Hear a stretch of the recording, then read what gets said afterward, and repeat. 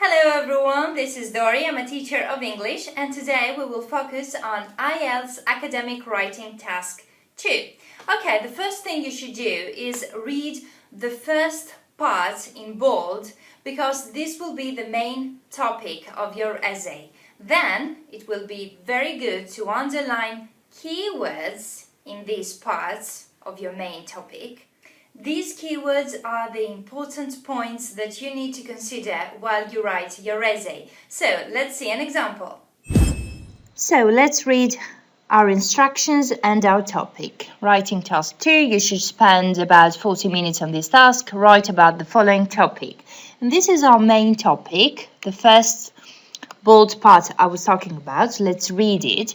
TV advertisements aimed at young children are far too many nowadays and they should be forbidden. To what extent do you agree or disagree, etc., etc. So this is our topic. It is a statement that expresses a certain opinion and usually a bold opinion. So let's underline keywords we need to consider in the first part of the topic. So first of all, the main topic, this is our theme. It is about TV advertisements. It is obvious, so we underline that. So TV advertisements doing what? Aimed at young children. So TV advertisements about for young children. Okay, what do they do, these advertisements aimed at young children? They are far too many nowadays. So we can underline too many, you understand that? Nowadays, and so what needs to be done? What's the problem? Some people probably think that these advertisements should be forbidden. These are the main key points of the theme, of the subject, of the topic. Okay, so we underline these. Then you will read the question in bold. This question tells you what you need to do with the topic. In this case, in our example, they ask you if you agree or disagree, so you have to say your own personal opinion. So let's have a look at it. Now, the second bold part, this is the question. To what extent do you agree or disagree? So in this case, you should express your own personal opinion on the subject. This is what the essay asks you to do. But you shouldn't be afraid of that, because I will give you ways in following videos to state an opinion even if you don't have one. However, in this case, I believe that you may have a lot of things to say. Anyway, to what extent do you agree or disagree? This is the question. In the end, be careful because you're going to say something like that. So, at the end of the task, you will see something like that. Give reasons for your answer and include any relevant examples from your own knowledge or experience.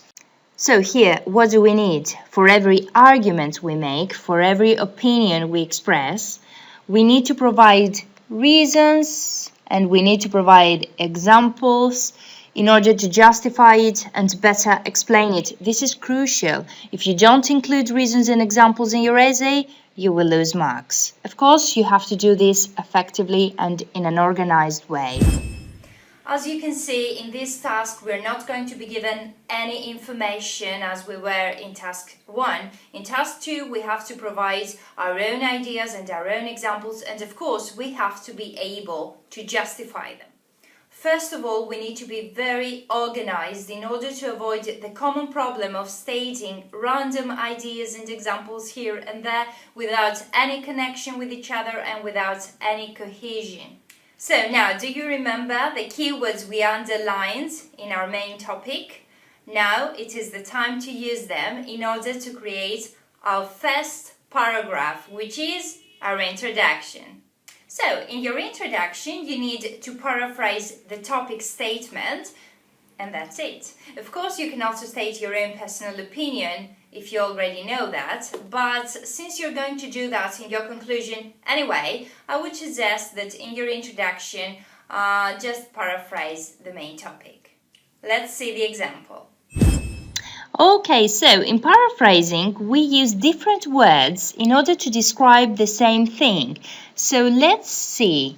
TV advertisements aimed at young children are far too many nowadays and they should be forbidden. So the underlined keywords here are going to be our paraphrasing guide. First of all, what do? First of all, we need an opening phrase, an opening expression in order to help us get started. Okay, so advertisements is our main theme. Something probably happens generally with advertisements nowadays. Okay, so we can start by saying in the developing world. Of course, you can say at present, you can say nowadays, you can choose any phrase you like, but let's use this one in our example. In the developing world, the amount of advertisements, so what? Advertisements, far too many, yes. So the amount of advertisements shown on TV, we care about TV because it is stated here, is consistently increasing, full stop. So this is something that happens generally in our world, and we use this as an opening line to state that advertisements are far too many nowadays, in different words. Of course, advertisements cannot be paraphrased, so we leave it as is. So we move on in order to say something about young children. So we make the generalization over here a little bit more specific in order to move on with our topic. So the advertisements that targets young children, we become more specific. Target young children, aimed at young children, paraphrased. Of course, young children, okay, it cannot be really paraphrased, so we might leave it as it is, it doesn't matter. So the advertisements that target young children could not be an exception to this generally accepted situation, and as a result, now we need the result. We need to say what's the problem with that. So in our main topic, the problem is that some people think they should be forbidden. So this is what we're going to write as well. And as a result, the result of all this situation, and as a result, there are a lot of people who claim that these advertisements should be banned instead of be forbidden, should be banned from TV altogether. Full stop. That's it. Some words cannot be paraphrased, and they shouldn't, in order not to make it more complex. But this is what you need, actually. And here it is. Your introduction is ready. So as you can see, we can say exactly the same thing with different words. The only thing we need to do is to elaborate a little bit on the topic so as to form a paragraph of 4 to 5 lines, okay? Again, this is just an example. This is my way of writing. I do not ask you to imitate my way of writing, not at all. I'm asking you to use this way of thinking as a guide in order to write in your own personal way. If you practice enough with underlining and paraphrasing, it will be very quickly. You will write very quickly, and you do not have to worry about paraphrasing introductions again. Now that our introduction is ready to go, we need 2 more paragraphs that will comprise the main body of our essay and a conclusion. So, what are we going to write in these 2 paragraphs? Well, time to brainstorm a little bit. Just think of as many ideas as you can, either for or against the topic statement, and write them down in notes very quickly. At this point, don't think if these ideas are good or bad. Please do not judge yourself. Just write as many as you can think of. Your notes could look like this. Okay, here we have 2 columns of notes that agree with the main topic, that advertisements should be forbidden.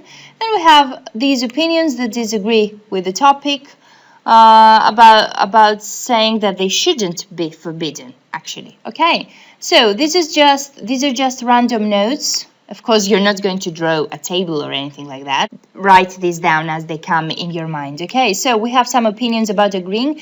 Children want more and more and more and become greedy. They have no limits. Parents cannot provide so many things. Competition at school becomes even more intense. They educate children in order to be consuming citizens, which is always a bad thing. So these are all opinions that agree that advertisements should be forbidden. Now, on the other hand, advertisements are part of our world. Children should get used to it. So they will have to learn to choose out of many things, and they have to learn how to put limits to themselves. Bans are not always the answer to everything. Parents should teach their children to be disciplined. Just some opinions, okay, stating the opposite thing. That's it. Of course, you may have even more, which is great, but this is just an example, all right? Okay, now we just need to use these ideas in order to fill in our two paragraphs. Stay tuned for the next video where we will do exactly that, and of course we will outline the plan you need to follow. Until then, ask me your questions and give me your comments here on Facebook and Google+. All links are down below in the description box. Thank you very much for watching. Good luck with your exam.